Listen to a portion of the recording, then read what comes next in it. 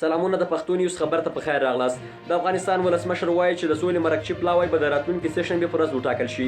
محمد اشرف غني چې نن په کابل کې د ملي شورا د 18مې تکمیلي دورې د پیل په مراسمو کې خبرې کولې، وویل چې د سولې مرکچي پلاوی به د جمهوریت او د افغانانو د اساسي حقوقو اصلي مدافعین اوسي او په اړه به له ولس سره په ګډه سلا مشورې هم کوي.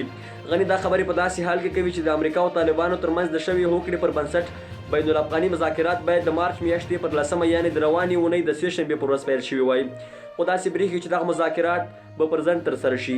بل خوا طالبانو هم د بین الافغاني مذاکراتو د پیل لپاره د خپلو 50,000 بندیانو د خلاصون شرط ایښی چې باید وړاندې له بین الافغاني مذاکراتو آزاد شي.